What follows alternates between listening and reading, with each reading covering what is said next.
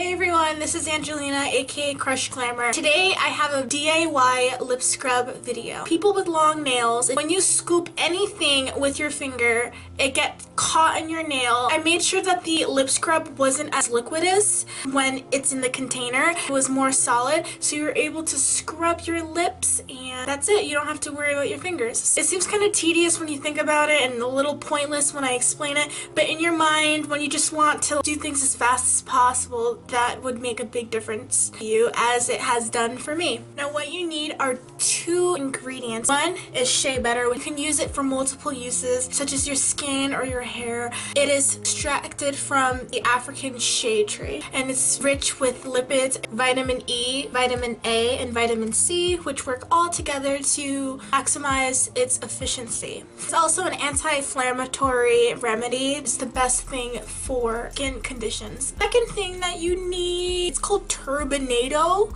It has a very coarse texture. The kind that I got is all natural, is vegan, for my little vegans out there. And you can put it in tea, crumble it on muffins or cookies so it can have that sparkly pastry shop texture to it. You can use it for the lip scrub and you can use it to eat. All you have to do is after you exfoliate, you just wipe it off. You don't have to rinse it off or anything like that. So the nutrients from the shea butter would nourish and soften your lips and make it supple and plump, ready to put on your favorite matte lipstick. I hope you enjoy this video. This is my first DIY. Tell me how I do in the comments, and I love you.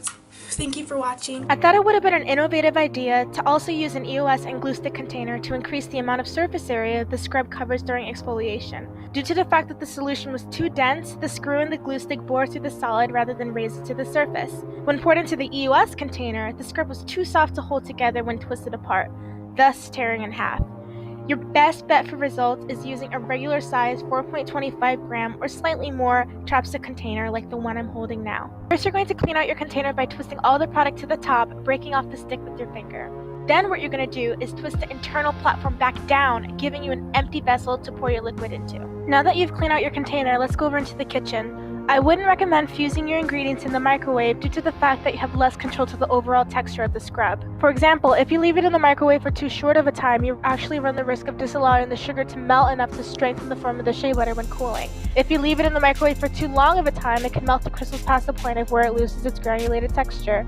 Next, melt everything together using the double boiler method, heating your pot to a temperature that is lower than 366 degrees. As you can see, I'm using way much more shea butter than required for this recipe due to the fact that I failed with this glue stick and EOS attempt that I showed you earlier.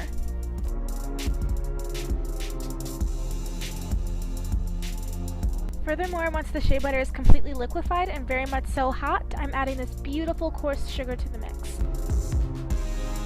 If you don't feel like measuring at this stage, just put enough in the bowl so that the sugar can slightly be saturated in the shea butter while keeping its rough texture. A good visual indication of this is if it looks like chunky applesauce. Stir the sugar around the bowl, allowing it to slightly disintegrate. This step is especially important because when the sugar melts, it will strengthen the softness of the shea butter when it recrystallizes. Before finishing, make sure that there's some shea butter floating around so you're able to have a good idea of how much you put in your container. Like filling a bucket with sand, you're then going to pile the sugar in your container. Pick up a little bit of butter with your spoon as you fill the rest of it up. Pack it down flat when you reach the top and clear the rim of any granules in order to securely close the opening. Put your chapstick upright into the fridge and allow all the ingredients to set overnight. The night after, take it out of the fridge, leaving it out to warm to room temperature for one full day. Now you're finished, you're free to use your lip scrub as prep before applying your favorite liquid to matte or cream lipstick. I really hope you enjoyed this hack as much as I do for your everyday makeup routine.